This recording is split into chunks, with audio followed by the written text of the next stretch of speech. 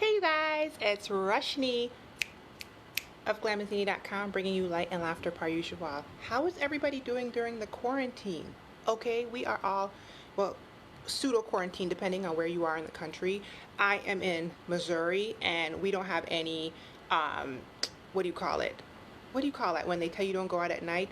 Restrictions. I forgot what it's called. But anyway, we don't have any of that going on. When it comes to my mind, I'll tell you. So anyway, I just jumped off a coaching call, okay? And I have to talk about Love is Blind. I have to get it off of my chest, okay? Because it's foolishness. First of all, I want you guys to know that I don't have Netflix. Okay, judge your mama if you feel some kind of way about that. I don't have Netflix, okay? I don't really watch TV like that. Most of my content is internet content, but I went to visit my best friend this weekend and she made me binge watch the show Love is Blind, and I have to talk about it. So this is what this is. Okay, I got to get off my chest. All right. First of all, what is Love is Blind? Love is Blind is a reality show on Netflix. Apparently they filmed it back in 2018 and they just dropped it on us just like the other day, which is incredible restraint on Netflix's part from what I understand. These couples had a whole year to simmer and marinate before we got the reunion show, and like I said, it is completed now. Season 1, I'm assuming, because they probably gonna do it again because it's doing so well. And there were other couples, so I don't know, I don't know what happened with the other people. So anyway, if you missed it, the way that the show was set up, Love is Blind, if you see it going through your timeline and you have Netflix and you're bored at home because you ain't got nothing to do, this is one you could do. It is a train wreck, it is a mess, but it's like one of those things you can't look away from. Okay, it's like 11 or 12 episodes, and the way it's set up, you guys, is I'm not seeing any comments. Are you guys out there? I'm seeing people watching, but I'm not seeing any comments. What's happening? Anyway, I'm gonna keep chopping it up. So anyway, oh, I'm sad. I want you guys to be able to comment. Give me a second. Let me see if I can pull you up on the desktop. I have you guys on the computer. Let me see if I can pull you guys up. Oh, I see a heart popping up. I see a heart. Give me 1 second, you guys. We have technical difficulties. I'm not seeing any comments, and I don't like that because I want to talk to you guys. I don't mean to be sitting here just talking to myself now. I want to be able to talk to y'all. So let me see if I could pull y'all up on the desktop. Oh, there you guys are. There you guys are. Okay, I can see comments now. Okay, Love is Blind. So the premise of the show is as follows. There's a whole group of men. I think it was 15 men, 15 women. I think. Don't quote me on it. And Anissa, listen, you're going to hear about it today, okay? Because I got to get it off my chest. So there's a group of men and they all live in a house together. Hey, Kira. And there's a group of women and they all live in a house together. Okay, I'm so much happier because I'm seeing comments now, okay? And that was the whole point, all right? I didn't want to be talking to myself. And they date in these pods. The pods are like little rooms. So imagine like a room with like a little bit of decor, a little bit of like a couch, you know, some throws, a pillow, a little ambiance or whatever. And the men can go into these pods, the women can go into these pods, and the pods are facing each other and they can hear each other, but they can't see each other. And so they're basically dating people that they cannot see. They can't even see like a blur of the person. All they know, Christy said, did I know Mark is 24? Yes, Christy, I know Mark is 24 because I binge watched the entire thing in a couple days this weekend with my best friend, and that's why I have to get this off my chest. Okay. Let's see. They date people, and then when they are ready to, they propose. Propose. As in, we are engaged to be married. Okay? And that, my friends, is how they remove themselves from this pod situation. Okay, so basically the whole premise is exactly as the name says. It's trying to see if love is actually blind. Can you fall in love with someone that you've never seen? Now, the way that after they propose, so let's say man A proposes to woman A, they no longer are dating in the pod. They're like, you're my person, and then they get to meet each other once. And after they meet each other, they see each other for the first time, then they're whisked off to Mexico for like a week time where they can, get to know each other on a different level physically and hanging out with each other. And then for the next 3 weeks, I think it's 3 or 4 weeks, they are given an apartment that they live together in a neutral place. All of them are from Atlanta, and they plan their wedding. I'm not frozen. They planned their wedding to a person that they met like 2 weeks ago, in a pod. So, when they get to the wedding, they can still decide whether they want to finish this thing up, marry them or not, in regular reality show form. So it's kind of like Married at First Sight, except a different version of it, where they get to pick their own person. And they still can decide whether they marry this person at the freaking altar. And it is riveting. Okay? Highly recommend. 5 stars on Yelp. I'm talking train wreck. I'm talking messification. Messica, as I call her. It is a messica. Y'all know exactly what I'm talking about. First of all, this is full of spoilers. Okay? So if you ain't watched the show, get off if you don't want spoilers, because I am going full abandon. So anyway, let's talk about it. I want to talk to you guys about the different couples. I'm on the wrong page. I made sure I pull this up because I don't want to forget anybody. Because I need to just get it off my chest. Okay? And y'all need to, yes, Fabi, of course I watched the reunion. Okay? Did you see Amber gather Jessica? When I tell you she gathered Jessica up. And I was here for all of it. Get it together. Messy little heifer. Anyway, okay, let's start at the beginning. So I'm on this website and I pulled it up just so I don't forget.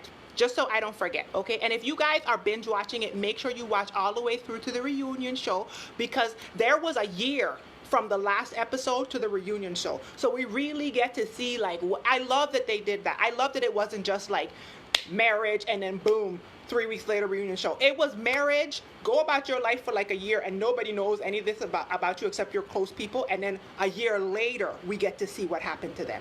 It's good TV, okay? Or good streaming service, okay? Amber and Barnett. Okay. So apparently now Barnett was like the hot guy in the pods. Okay, everybody was falling for Barnett in these little potty pods or whatever. Ain't nobody ever seen him. But ironically, when you see him in real life, he has that frat boy swag. Okay, it don't do nothing for me on the inside. As Kev on stage said, he's cute for what white people think looks cute, I guess. He's like frat boy cute. Not necessarily my aesthetic, but definitely like strapping, corn-fed looking. You know what I'm saying? You know what, a thick neck, corn-fed, middle America looking, strong, tall, white man. Okay? He's that kind of dude. Definitely like a bro. You know, when you think of like a bro, he's a bro. Okay? So, Veronica, what you doing out here? I have to get this off my chest, girl. So anyway, so he was out here working these pods. Okay? This joker had a group of women like this falling in love with him. Everybody wanted some Barnett. You could not get enough Barnett up in these pods, okay? Amber wanted him. Hello? Elsie wanted him. Hello? Jessica wanted him. Now, Amber, with her little snort laugh, I don't do good with snort laughing, but listen, if Barnett liked it, he loved it, and clearly he did, okay? She is your typical, like, hot body, cute face, you know, party girl type. That's what she is. She fits that perfectly.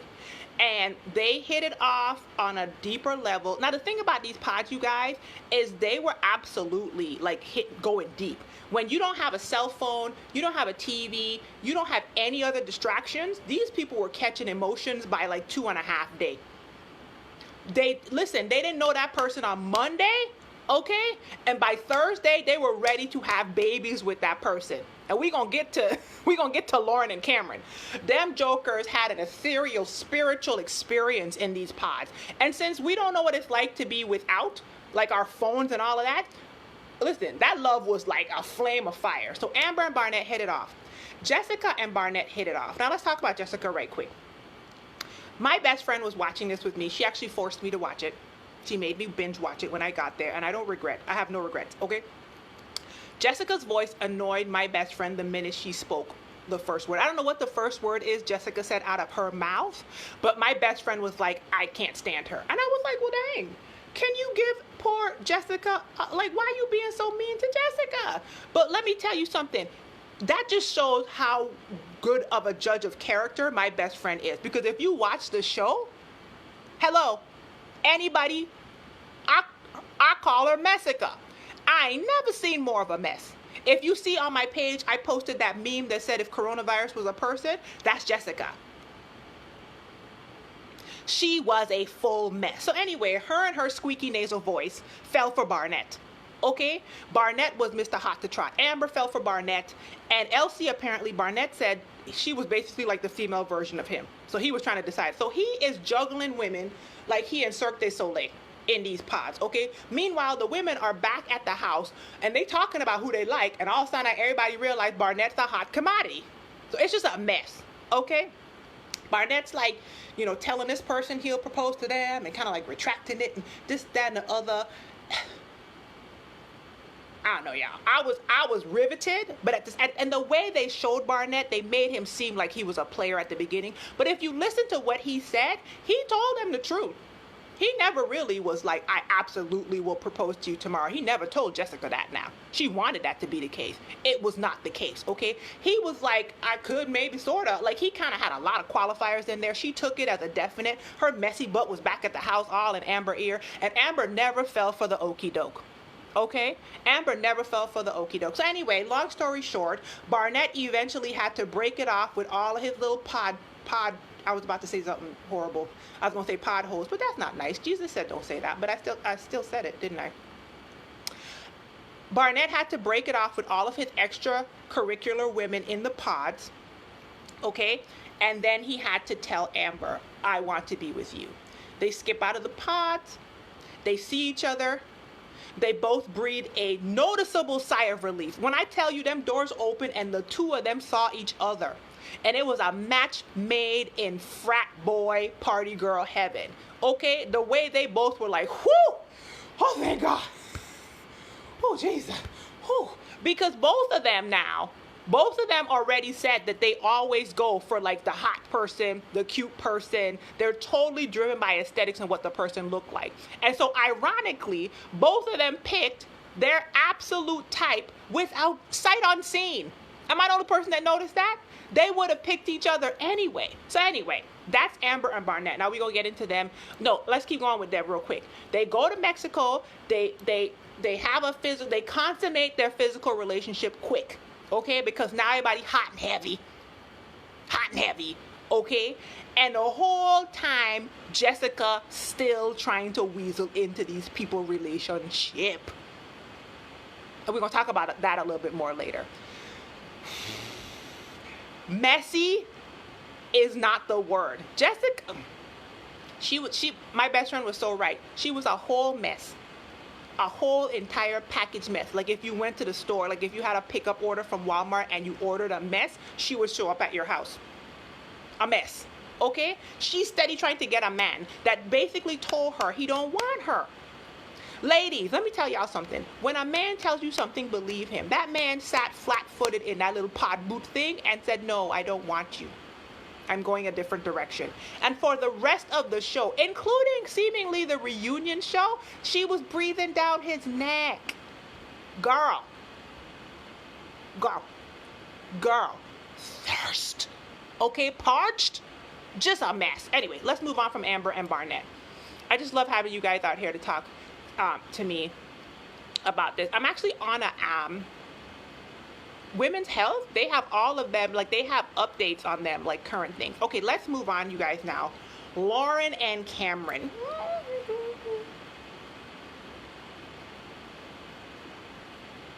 Lauren and Cameron! They were so cute!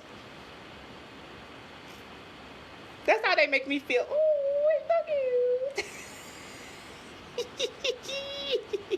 Lauren and Cameron, you guys! He's so cute.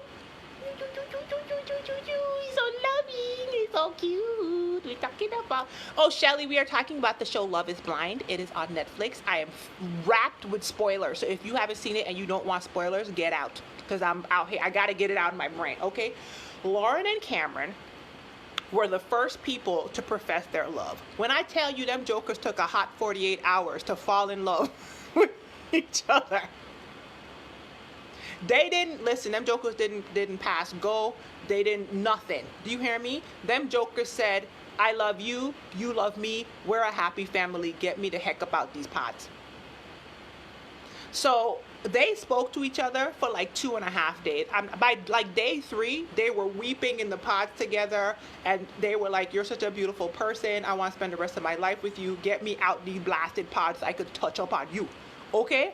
And I feel like Cameron knew that Lauren was a black girl. Okay, so they're an interracial couple. He is white, she is black. And I feel like Cameron knew that she was a black girl, because you could tell by, her cadence of speech and all of that. You could tell it was like a black girl. And we all already know that he has had a relationship prior with a black woman for 5 years. If you want to, you can look it up on the internet. She is absolutely ecstatic for him. I saw her post about it. She's great. She was like, "Oh my God, it's so wonderful to see that he found somebody, and, good for him." Okay, so Lauren, they like I said, I almost felt when I was watching them talk to each other in the pods, I almost felt like I was watching something I wasn't supposed to be watching. It felt like you could feel it coming out the screen. Am I the only person that felt that way? Or maybe I'm Lauren. I don't know if y'all know that. I would have scooped Cameron up so fast. That's why I'm like, I am Lauren. Okay, so it almost seemed like it was like so intimate and so kind of like some kind of like ethereal high level. I don't know, okay, but I almost felt like I shouldn't be watching this. Like I was watching them like this. Like it's too much. It's too much love. It's too much depth. It's too much connection. Like too fast. Y'all connected too fast. Okay. So anyway, oh, you know what I forgot to say? Amber and Barnett eventually did get married. They did choose to marry each other at the end of the show. And I'm telling y'all, this is spoilers for days, so get off here if you don't want to hear it. And then eventually they absolutely are still married. Them jokers still married a year out, so they made it. Okay, frat boy and party girl or nah, they made it. Jessica be damned. All right. Anyway, so Lauren and Cameron now, them jokers was like, "You're it, you're it." They were like the first ones out of the pod. They doubled down on their person. They didn't play the field like how Barnett was just out here hoeing in these pod streets. Okay. They saw each other, and listen, when Cameron saw Lauren, did y'all see how he looked at that woman? That's the rest of his life. She would have to murder somebody in front of his face, okay, for him to go away. Victoria, you said, and he never stops touching her. Yes, and I saw somebody on another podcast say that bothers them because they're not touchy-feely. But like I said, I'm touchy-feely, okay? So if I listen, Cameron, see, y'all learning something about me, because I'm just saying, like, listen, I'm not mad at Lauren, okay? Because I am Lauren. Girl, that was our man. That's some good picking, girl. I said yes, Lauren. Now, Lauren, when she saw him, I feel like she really hadn't even thought about what his race was, black, white, or whatever. He has the voice of I could be neutral. He could be white. He could be anything. So you can't really tell. She was just having her ethereal, spiritual situation in the pod. And then when she saw him, either they edited it this way or not. But she was like, "Oh, he's white. Oh, and I'm all Black Lives Matter, fight the power. And she even made a bunch of comments about like, oh, my friends are gonna be like, oh, so you gonna just marry a white dude? And I was like, Lauren is sliding off into the abyss, okay? But y'all, the good news is as follows. Them jokers saw each other outside of the pod for the first time. When I tell you Lauren came in a dress. This is why Lauren is my friend, okay? Lauren, if you happen to ever see this, we're friends, okay? This woman took her boobs and lifted them up to the Christ, okay, like so. Scooped them into that little dress and presented her little cute stuff. She's so cute, so put together, okay? That little side bob, full on the side bob thing, and that man's eyes, you ever see those cartoons when the eyes are like, oh, and she strutted her little cute, I think she was wearing like a dark green dress, I don't remember, something, and she strutted her little cute self out, and his life will never be the same again. Do you hear me? And I was like, I know that's right, Lord. Hit him with it. Give that man your best. Whew. So anyway, they go off to Mexico. They have a moment. We find out that he has chest hair like a lumberjack. And personally, I'm not a fan. But they sell, they sell clippers. Okay. For the love of my life, I'm gonna go ahead. We could just get that situated. Okay. Shelly, she offered up her bosoms like a sacrifice to the Lord. Okay. They were small, but they were perky and they were present. Okay. That's what I'm saying. Am I the only person that noticed that Lauren's breasts looked perfect in that dress? I mean, she looked perfect. The woman looks perfect. Okay. Teeth perfect, lips perfect, skin, hair, the way she moves in her clothes. I was like, yes, Lauren. Whew. Sorry. Let me get a fan. And yes, I have a fan sitting here. Y'all, I'm so happy I could talk to y'all. Ooh, thank you. Yes, there's a fan right here. Anyway, so Cameron and Lauren go off to Mexico. They have their little, love affair or whatever. Word on the street is they may or may not have hit it as well. But Lauren, unlike all these other hoes out here, ain't crass enough to say it. She just kind of sort of alludes to the fact that, that pum-pum was getting sling all over the room. She kind of says it, but not like in a joking way, but not exactly, because she's a lady. Okay, who might have been throwing it back in a circle in Mexico for this new white man with lumberjack chest hair. But listen, you don't know her life. Okay? So they go back to the apartment, and we find out now that not only are her parents, great, she looks just like her mom. That's the first thing we find out. The second thing we find out is this man is still mesmerized with her. And we find out that her father is one of these, slightly militant, fight the power black fathers. And listen, kudos to Cameron for walking in and handling that. He was like, I don't care if I have to go talk to a dragon. This is my woman. Am I right? Y'all, Cameron walked in and he sat, and he has his posture, he's he sat there and the dad was like, nice to meet you. Hi, my name is Jack. By the way, I'm black and she's black and you're white. Let's cut to the chase. The father wasted zero time. The father was like, hello, nice to meet you. She's black and you're white. What's that about? And Cameron was like, I've been with a black girl before. I was with her for 5 years. The dad was like, you ever even been in a room with black people? And he was like, yes, actually, absolutely. That man is so serious about having that woman. Oh, Yvette, you said the rap though? And he told the mom that he used to be in a rap group. Cameron used to be in a rap group, and they were like, oh, you got bars right now? And without hesitation, that man spit a hot 12 to 16 bars on us. Hello? Were you not impressed? I mean, I'm not talking about, he was not Kendrick Lamar level or anything, but for what you were expecting Cameron, I'm a scientist, to come with? Come on, Cameron. I love you too. I kept telling my best friend, I was like, listen, if she don't want him, she gonna have to send that joker to me. I'm such a softie. I was like, I love him so much. I love him so much. And we can shave that chest hair down. Okay? We can shave that chest hair down. Sir, you ever been to the Virgin Islands? So that was Lauren and Cameron. They made it to the end. They did the whole wedding. She looked exquisite. Do y'all hear me? Did y'all see Lauren? Once again, the girls. That's her thing. The girls were up like this. Do you hear me? They were moisturized. I don't know if she sprayed highlighter on them. They were perfected. Okay? She had first of all, she had her good long weave. Let's talk about Lauren's hair. Short, asymmetrical, full bob for the pods. Went to Mexico, pulled all the weave out, okay? A little top knot action with the kitchen, fully natural when she was leaving. Humidity, just let humidity do what it do.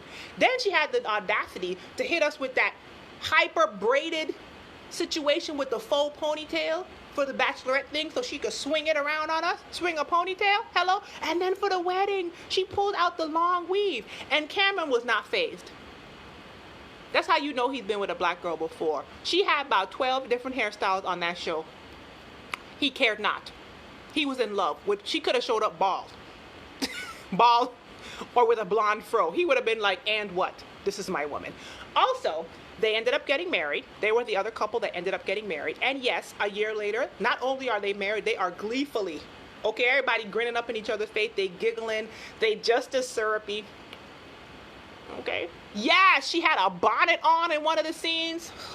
Come on now. So listen, I love Lauren. She and Cameron were my favorite couple. You can tell. It's all gushy and your cheeks start hurting from staring at them, and they so cute.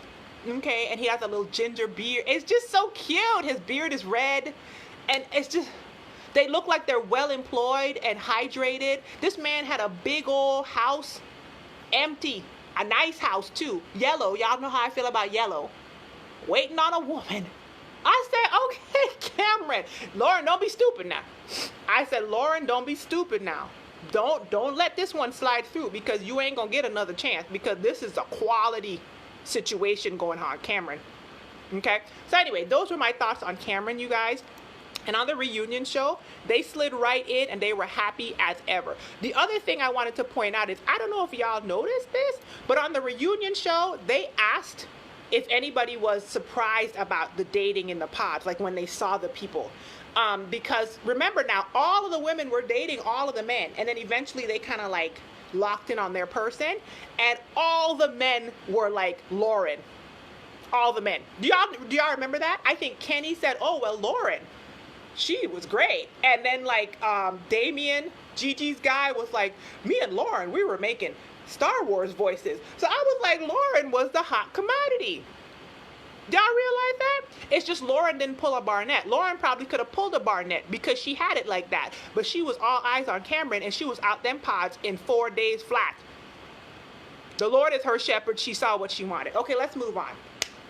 Giannina, Gigi, and Damien. Now, Gigi's the little Venezuelan chick. She looked like a dolly. I thought she was the prettiest, like the most stereotypically prettiest person on the show, Barbie doll, beyond Lauren. I just thought Lauren was everything. Lauren could do no wrong. Do you hear me? Lauren can do my taxes. Lauren has a direct line to Jesus. Lauren and Cameron, they could do no wrong.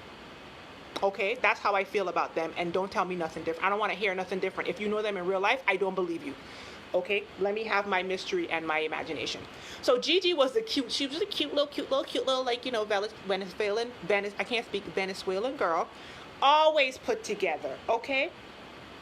Always. Everything this woman wore was excellent. Hair was cute. Outfits were cute. She just dressed her butt off, okay? Meanwhile, my best friend's husband was like, she aight. And I was like, sir, are you blind? I mean, not to... So anyway, apparently I just thought she was cute for no reason. She was like abnormally cute for no reason, but he was not in agreement with that. Okay, so we all have our opinion. She ended up being with a guy named Damien, and he proposed to her out the pods, and then she switched up and proposed to him. Listen, if that's how y'all want to do it, okay, I wasn't doing that though. Is this thing on? I'm not proposing to any man.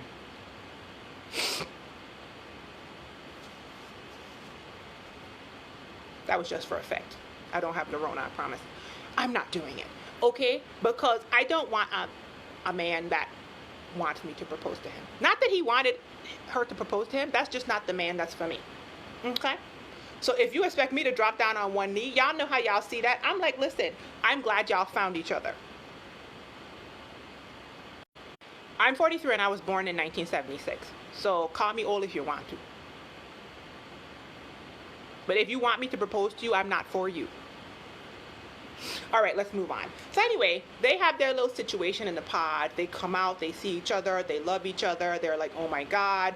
Damien is apparently only in his 20s. The man looks like he's all of 42. I don't know why. Gigi's 25, he's 27. How is he 27? I mean, what? I realize that people age differently, but he literally looks like he's in his late 30s or early 40s. I'm not being a hater. I have eyeballs. Okay, I have eyeballs that are corrected by these glasses now, and I'm looking at his picture right now. You gonna tell me that man is a 27-year-old? And tell me something. Wasn't he giving y'all Property Brothers tease? Like, imagine him except with black hair. Property Brothers all the way. Apparently, they have a red-headed triplet brother out here in these streets, and we didn't know about him. Gigi, she a spicy little thing. She's hot in all the different ways. In all the ways. This is not a double entendre. This is just how she is. She's hot when it comes to physicality. Okay? She's a hot. She listen, when I tell you that girl did a double Lutz backflip onto the, I was about to say onto the D. Okay, in Mexico, she wasted no time. Hello? That woman said, listen, I see what I want, and it's you, sir. And first day out the gate, I think she did a full belly tuck roll onto that man's you-know-who's what's. Okay? And did what she did, a backflip, twirl, and spin. And she rocked his world literally, because later on he was talking about how, or she referenced the fact that he said it was the best sex he'd ever had. Okay, so she did exactly what we expected there. When she said she was going to do it, she did exactly that. Also, she seemed like she lived on drama to me. That's my assessment of Gigi. Her whole thing was fueled by drama. She spoke like she was speaking poetry all the time. She never spoke normally. Everything was like, and then when the sun sets and we come to meet each other in the middle of the night, woe to those who do not feel our passion. And like everything was like that. And it was like, girl, listen, you're not going to have your butterflies for the rest of your days, okay? That liver quiver is the beginning of relationship. That's not a sustainable situation. Like I saw on the Love Hour podcast, Melissa said, or one of them said, she's trying to live in a telenovela. She literally spoke like she was speaking like William Shatner level extra, and you were like, girl, simmer down. It's not like that. That's not realistic. I was like, what? So anyway, she was constantly provoking drama. This poor man was just trying to go to the gym and have a good day. And she was always poking and prodding him and trying to get like angry sex out of this man. And when he called her on it, she was like, who, me? You trying to say I do that? Yes, heifer. All of us are watching you. You seem to like angry sex. And so you keep trying to provoke this calm man into like tearing you asunder. And why don't you just take it? And all of this, like she was just like a little spicy pot of hot food, okay? And he kept trying to gather her together, and he just couldn't. So they get down the aisle now with her back and forth in this whole dramatic telenovela situation. And then when they get down to the end of the aisle, she says absolutely, which I was shocked. I was so shocked that she said yes, you guys, to him. I think I paused. I was like, because she had him just like a puppet all over the place. And he just couldn't handle it. But then here's the tea. Then you think, okay, well, Damien's going to be like, absolutely. That man was like, it's a no. Time out. Flag on the play. No, I can't do it. You're too much foolishness for me. This woman in regular drama form bounced out, ran out into the street, ran down the street, hit a hillside, slid, busted her butt, muddied up her dress, ended up in a parking garage, weeping and throwing herself.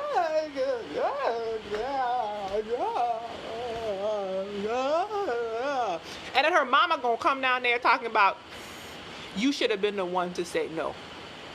Well, now we see where the drama come from. Anyway, let me wrap this up because I feel like I'm going long, but I have to get this off my chest, you guys. So they were a mess. They did not get married at the altar. He told her no, she said yes. So talk about embarrassing. Okay, if I were her, I would have shriveled up like one of them little things on what do you call it? On the Little Mermaid. You know how the people shrivel down when they can't pay Ursula the money? The poor unfortunate souls that go, oh my God, the embarrassment, okay? Like what? So anyway, we come now to the thing is she came back in after the wedding. You messed up. So she's still going off on him in her wedding dress, and he's just standing there looking at her like, at least I don't have to spend the rest of my life with that. Okay. We get to the reunion show. Well, guess what's happening here now? I tell y'all it's spoilers, so if you don't want them, don't be here. These jokers together, I'm looking at their picture right now. These jokers are dating each other. He told her no at the altar. And for all we know, these jokers might have a whole nother wedding. And you know if they have a wedding, they're going to be some kind of spin-off Netflix show. They probably going to get Netflix to pay for it. They smart. They ain't stupid. She had to grow up. He looks more mature than her. He looks more mature now. I'm looking at his picture and I'm like, there's no way that man's in his 20s. I don't know what kind of aging y'all doing, but y'all need to get it together. Hydrate more than that. Because around his eyes, 42. Youngest. 42 youngest. But they are still together. Okay, you know why? Because she has to learn. Everything can't be hot, spicy rice. The world can't be hot, spicy rice. That's not sustainable. This whole I live in a soap opera, William Shatner level, and our love is as deep as the cosmic oceans. And girls, simmer down a little bit. Sometimes you just got to pay a bill. Okay? Sometimes you just got to go to the grocery store and buy a can of soup. I mean, we need passion. We need vodka, boom, and all of that. But you need to sit your little hot butt self down. Okay? And stop provoking this man. What's wrong with loving sex? What happened to you that you need to have somebody toss you around like a rag doll? Let me not judge her. Okay? I'm going to move on. So that was Gigi and that was Damien. Kelly and Kenny. Kelly and Kenny. Sorry. I fell asleep. Whew. Let me try again.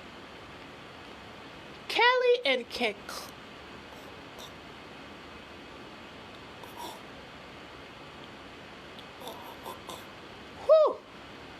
Whew, sorry, y'all. I can't even say their names without falling asleep. You want to talk about boring? Well, sir, boring as sin, my God, on today. Kelly and Kenny. These jokers fell in love in the little pods, okay? They fell in love in a pod play. And when I tell you, the way that they edited this thing together, them two was so boring.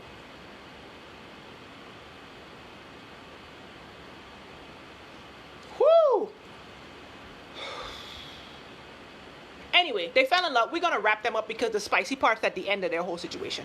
They fall in love. He's traditionally nice-looking white guy. She's looking white girl. She ain't that cute. I mean, she's a health coach, and she's fit, and she's tight, and she's right, and she was looking really good in her little pant set suits in Mexico. Hello? Y'all saw that little pantsuit thing she was wearing? It was cute. Little short sets. Although my best friend is shorter than me, and she told me that short sets don't work on people that are short. But listen, I'm all legs. I'm 6'1".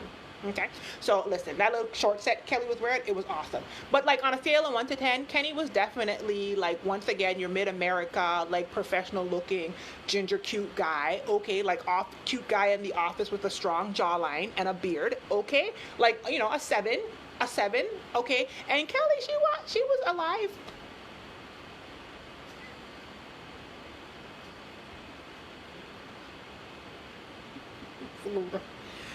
I'm so wrong for that. She was alive. She was healthy. So anyway, Jesus tells me not to say all the stuff I want to say. Okay, I'm trying to be right in his presence when I stand before him. I don't want him to pull this up and be like, what did you say about that girl? She was breathing. Okay. So anyway, they fall in love. He proposes. They go to Carrie. Thank you, Carrie. This shirt is me. I sell it in my shop. I had somebody draw me. It's me. Anyway. I sell in my shop. Yeah. So anyway, they meet each other. Oh my God, I love you too. Blah, blah, blah, blah. They get together and they're boring. Okay. His parents meet her parents. Both sets of parents got married very quickly. So neither sets of parents are like alarmed by this situation. The parents get along. The family gets along. They both are well-to-do. Boring. Do you hear me? I'm talking about snoozer. For a reality show? Not in regular life, probably extremely great. Reality show, boring. We're all like, oh my God, they're great. They're going to last forever. I'm assuming they're the ones that are going to do the best. Well, of course, they edit the show to, at the very end, they sneak in the fact that Kelly, her picker's broken. Kelly's picker is broken. Did you hear me say these people are they're so perfect, they're boring, and there's no storyline. It's just literally both of y'all get married, and both of y'all have a truck of corn-fed children for the rest of your lives, and celebrate your 60th wedding anniversary. Like, that's all y'all had to do. That's all that was in front of you. We find out that all she does is pick trash guys. So when somebody good comes to her, she can't even recognize this man. To the point that when they go down the aisle now, right, they slid that in on us. First of all, before the aisle, bachelorette party, her best friends are all like, well, this is the best guy you've ever brought. Her parents are like, girl, this is the highest quality, highest caliber of man you've ever brought us. Her sister, before the wedding, was like, well, you know, if you don't marry him, I will. She didn't say that. Her sister was like, well, maybe, you know, you'll be guided to the right answer. Basically, like, but he's a great guy. Like, everybody is telling us that Kelly picks trash guys. Even she is telling us, I tend to pick, you know, a different kind of guy. He's not the kind of guy. And you know why he's not her kind of guy? Because he's a great guy. He's a great guy. Now, is he Cameron? No. Okay.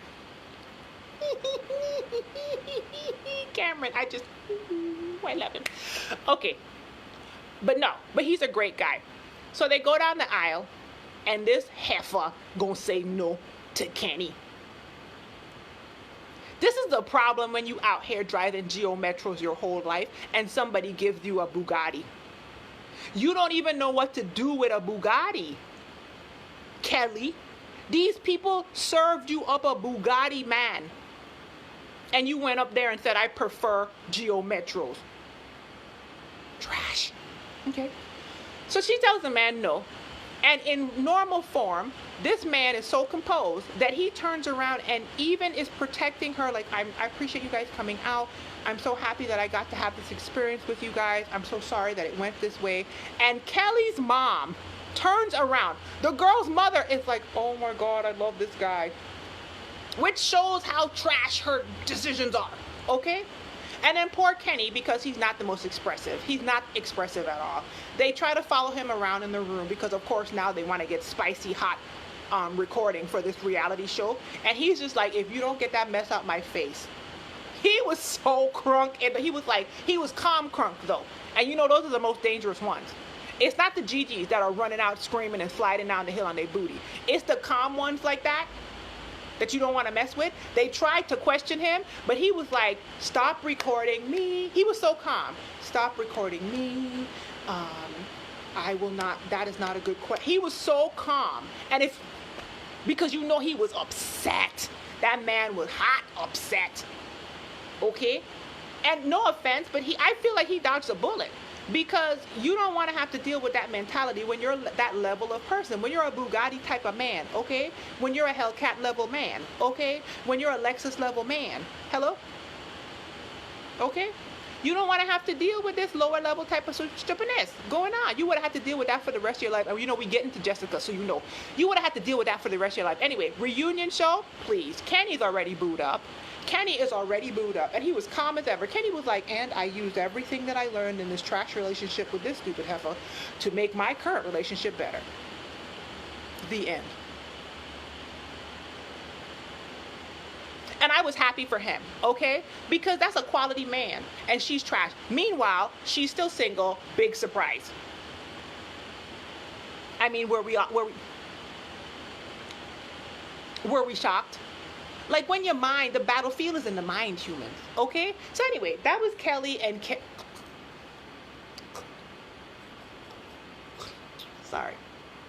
That was Kelly and Kenny, okay? Stephanie, I am out here getting Love is Blind on Netflix off of my chest. If you haven't watched it yet, I would tell you, and you don't want spoilers, please remove yourself from this live, because I am spilling all of the beans, because I have to get it off of my chest. It's causing pressure, and I need to get it off of my chest. Carlton and Diamond.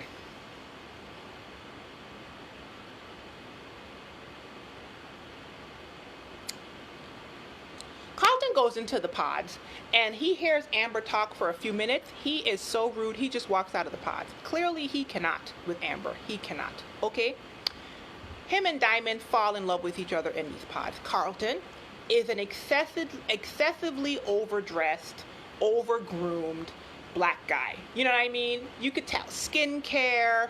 His beard is so moisturized that it's glistening in the sun. It looked like it had glitter in it. My best friend was like, that's that Murray's. So for the whole rest of the show, I kept calling him Murray because I couldn't remember what his name was, because his beard was just so hydrated. You know what I mean? He just looks like he exfoliates. He looks like he gets manicures. He looks like he gets his eyebrows done.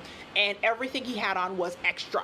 Okay, so like it was the jacket, but it was like a floral jacket, and it was like the ruffles on the like everything was extra. He couldn't just have on a tie or a whatever. It had to be glittery and sparkly, and so you know he was given like full like super fashiony, extra over the top, almost slightly gaudy, but skincare hydrated fashiony vibes. That's what he was giving.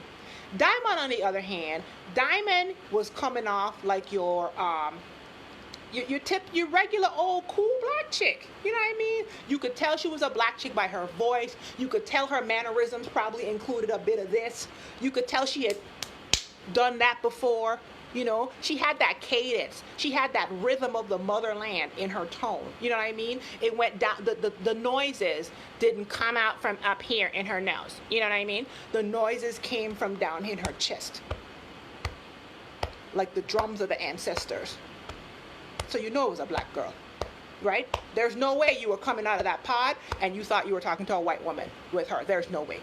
Diamond was that chick, okay? Diamond is that chick that seemed like she may have found Christ, but back in the day she would have cut you.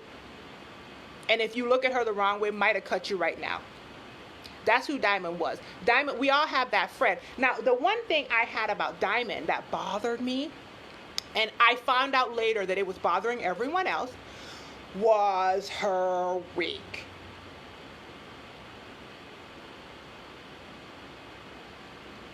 I like Diamond, so I'm not going to rip her asunder the way I would if she was getting on my nerves. But the quality of the hair of the wig was not great. It was, I don't know if they were like putting Luster's pink oil in the hair. It was clumpy and it was greasy. It was looking rough.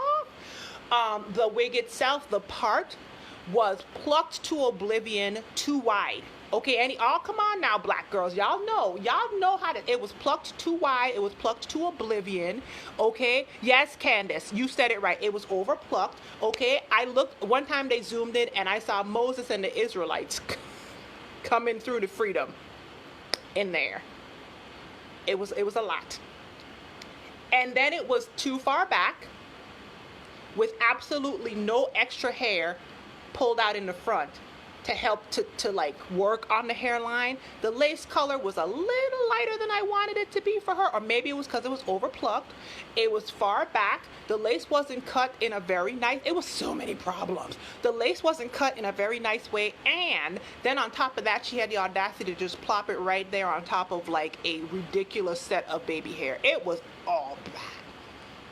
It was like low quality hair with like a greasy product in it. The part was too bulky. It wasn't flattened out. It wasn't plucked enough where the hairline was, but it was plucked too much in the part, and it was all bad. And it was such a distraction. It was such a distraction. And we found out later that it was a distraction to everyone. So anyway, they have a moment in the pods. Okay, they fall in love. He's like, baby, let's do this. And poor Diamond is just beside herself because ain't no man ever treated her this wonderfully. Okay? She had eyeballs rolling on Barnett and totally pegged him as a frat boy the first time she spoke to him. And he turned her off because he was like, ooh, Diamond like a stripper. And she was like, get on. So he and Carlton, I was about to call him Murray. Carlton and Diamond, they were like this.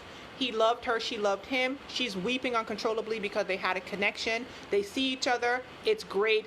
They go off to Mexico, and oh my God. Somehow, Carlton's head spins around, and he turns into a whole other human being. Unbeknownst to Diamond, Carlton is apparently bisexual. And unbeknownst to Diamond, she is now engaged to a man who is bisexual. Now, my opinion, it's just my opinion. He could do whatever he wants because that's his life. He could do whatever he likes. Okay, he could do whatever he likes. I would have liked him to have said that to me in the pod. Because unlike real life, this is an accelerated experiment, right? We ain't leaving these pods like we just gonna hang out with each other. We're leaving these pods and we about to be engaged. So you got to accelerate the information sharing. And you can't be on my pseudo pre-honeymoon with me and then tell me that you like penises and vaginas. You fall in love with hearts. That's what he said. I fall in love with hearts. I feel like that's information that you could have told me before because we are at the engagement stage. Now, I know that there are people that think he don't need to divulge that, and he even said that. He was talking out two sides of his mouth, first of all. Because on one hand, he was like, they're going to reject me. This is going to be horrible. They're going to hate me. They're not going to love me. And on the other hand, he was like, this has never been a problem with anybody. So it's like, dude, it was like he just became like a triple-faced person. It was sad to watch. He was insane. He was acting insane, defensive and insane. So he springs on this woman that he used to date men before this, men and women. Okay, he springs on her. I've heard from others that he's been on previous reality shows. He has had some part on a Real Housewives of somewhere. I don't watch reality shows. I don't even watch TV, so I don't know. Okay, but yeah. This man is engaged to this woman, springs on her that he used to date men and women, he is attracted only to hearts, and that he's fluid, and then gets defensive and starts wilding out on her when she is literally still comforting him, still trying to understand, and still trying to get information. The thing that sucked about him was he never gave that woman an opportunity to process that information. He anticipated her rejection. He created the environment where she would reject him by not communicating up front. See, this is the coach Rushni coming out. Let me bless y'all with some wisdom, okay? He did that, and then he goes engaged to this woman, does a 360, comes out a whole different human being, and starts being defensive out the gate, anticipating the rejection that he's trying to say is not. He was making no sense. She is confused, obviously, because he making no sense. I'm in love with you, I'm about to marry you, and you do what now? Like, give me he didn't even give this woman a good opportunity to process. She was still rubbing his back, and she was still trying to understand. When she came to the pool the next day and she sat down, that woman sat down with the most dignity and the most calm and peace to have a conversation with that man, and he showed his whole arse. Okay? That man wild out on her. Wild out? Y'all, that man was defensive. He wouldn't even let her express how she felt. It was like she couldn't even have an emotion. She couldn't have a feeling, which to me is a red flag. Girl, she dodged bullets. Dodged. Yes, is it Carlina? Dodged bullets, okay? That man snapped. Then he had the audacity to call her out her name. That's why I don't dare with bitchs like you. And see, that is the first time I felt like Diamond was in error. Not in error in the sense that he didn't deserve it, because he deserved everything she said. I watched it back. She let it out. She had to get that pressure off her chest like a pressure cooker, and she let it out. She let it out. But you could tell on the reunion show that she felt like, oh man, I wish I hadn't done that. That was the first time I felt like, okay, Diamond, that's the only thing I could really fault you for. She got up, she threw her drink in his face, and she went clear off on him. Okay, while she was walking away. I'm happy that she extricated herself from that situation. And I'm happy for her that she did not get with that man.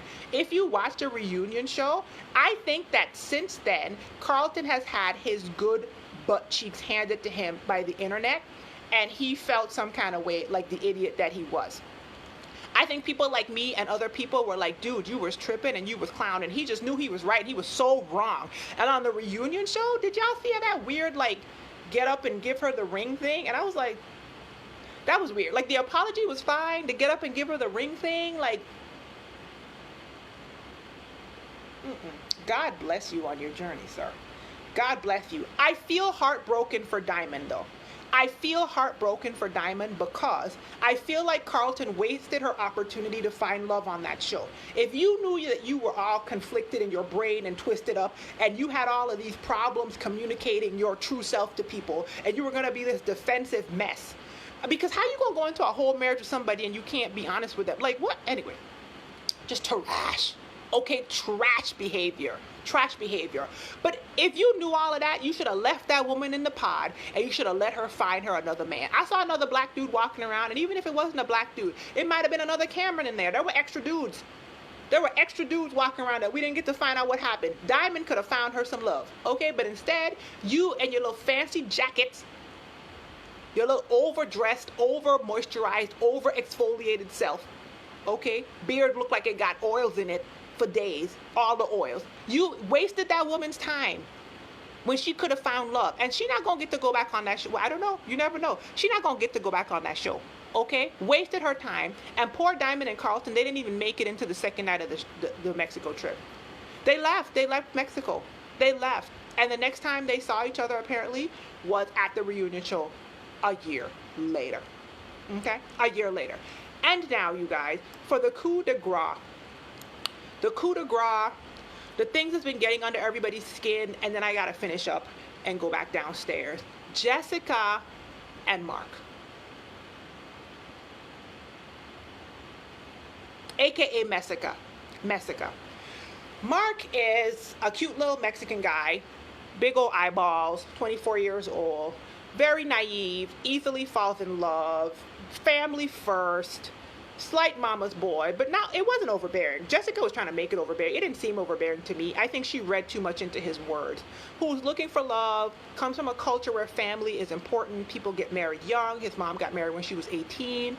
He's 24. He's out here trying to find his forever, and he's ready to go.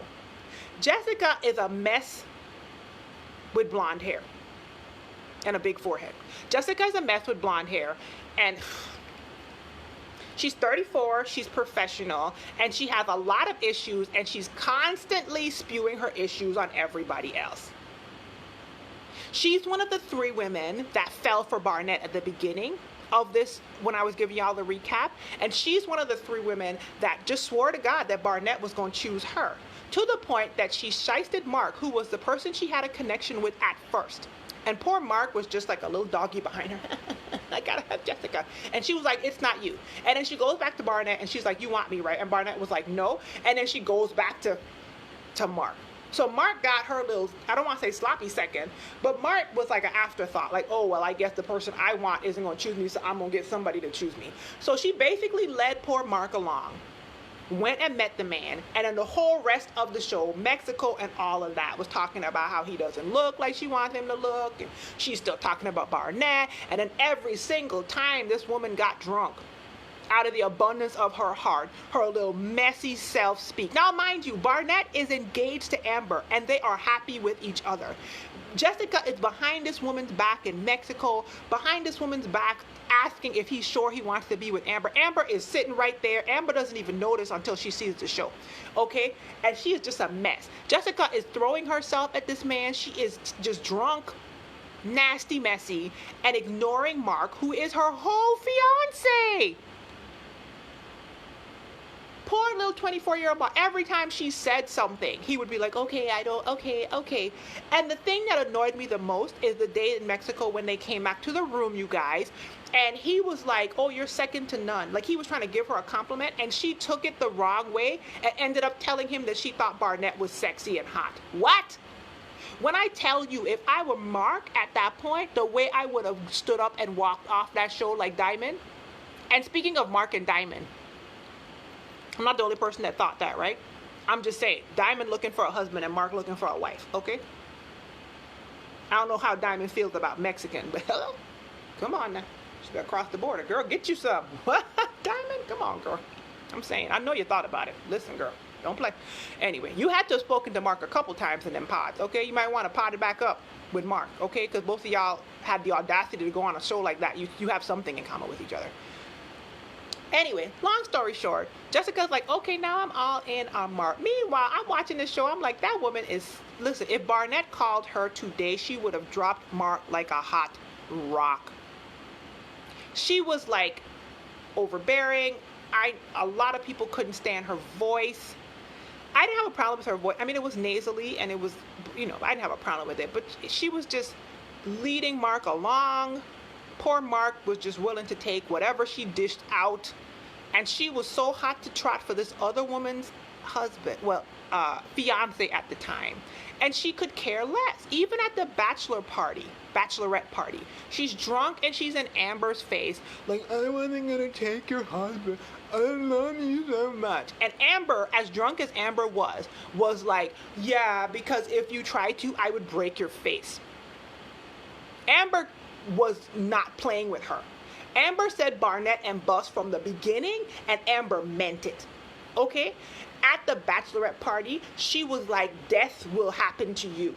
If you come near my man, I'm going to kill you. We drunk or not, I will break your face open. And I had to respect Amber for that. I also had to respect the fact that when Barnett said he was done with her, he was done. Every other time Jessica tried to throw herself at him and pitch her head back and flip her little hair all over the place, he was just like, nah, I'm good. I like Amber. No, I'm good. No.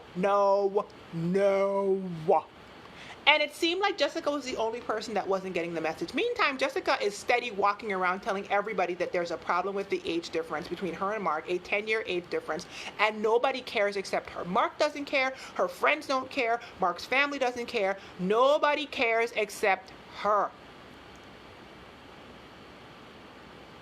Ultimately, I erred on the side of my best friend, and I agree. She was annoying. She was annoying the living daylights out of me. I just couldn't. I just was like, girl, you need to go to a therapist. You and Carlton, y'all came on this reality show. I'm sorry, y'all. My son is downstairs playing a video game with his cousins. That's why he's screaming. Y'all came on this reality show, and what y'all needed to go on was Dr. Phil or go to therapy. To both of y'all. And Kelly. Kelly, Jessica, and Carlton needed to go to a therapist. Matter of fact, they need to screen these people with a therapist before they let them on the next season, because it's a mess. Okay, some of these people were just self-destructive bombs. Well, actually, that's good reality TV. So as you can imagine, she leads Mark on the entire time. She's disrespecting this poor man. She's throwing herself at this other woman's fiance. She's just a whole mess. And then they get down the aisle. Mark says yes. She says no.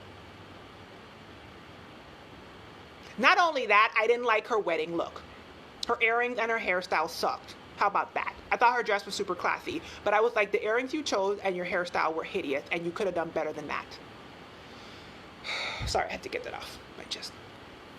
Anyway, reunion show comes around now, and if you haven't watched the reunion show, you have to watch it, if for nothing else than to see Amber, Barnett's wife, gather Jessica up. Probably one of the best parts of the whole reunion show, okay? Because now Amber has gotten to see the TV show and what the cameras caught behind her back. And the whole time Jessica was in her face telling her one thing, she was behind her back trying to get her man. And this man has been this woman's husband now for a whole year. And she probably sitting at home watching this messy heifer pitching everything she got, trying to mesmerify her husband, and who lied to her face. When I tell you, I had all respect for Amber. Amber turned her body, and she let her know, you messy, and I will break your face open. You lied, and I will break your face open. You disrespected Mark, and I will break your face open. Do you all realize that Jessica apologized to Barnett and Amber? She never apologized to Mark on the reunion show?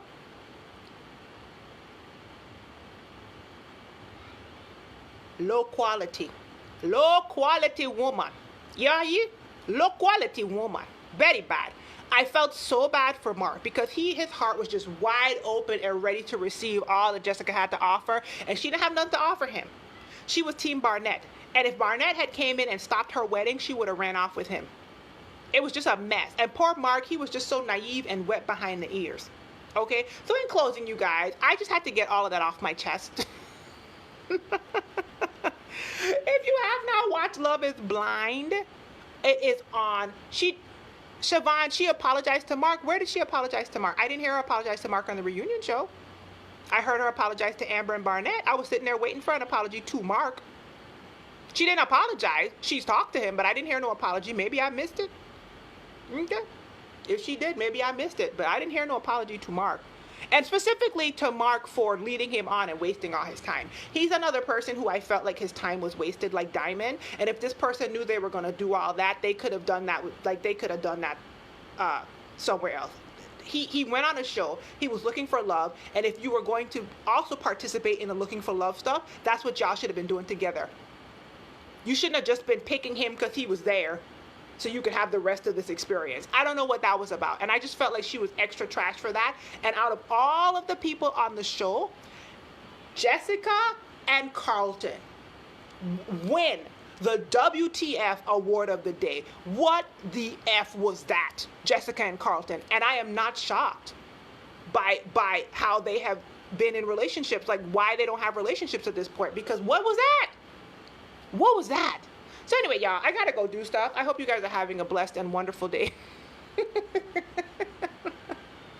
Be well, be encouraged. I don't have a pineapple near me. Oh, you guys are sitting on one. I don't have one. I have a rubber ducky though. Hope you guys have an incredible day. And if you have not watched Love is Blind, it's on Netflix. You quarantine, you got nothing else to do. Sit down, watch all the episodes. Make sure you get the reunion episode in so you can see Amber gather her up. Okay? Okay, it's exquisite the way it's done. All right, and I'll see you guys in the next video. And until the next video, be well, be encouraged. And I don't have a pineapple, so here's a rubber ducky with a birthday hat on. Bye.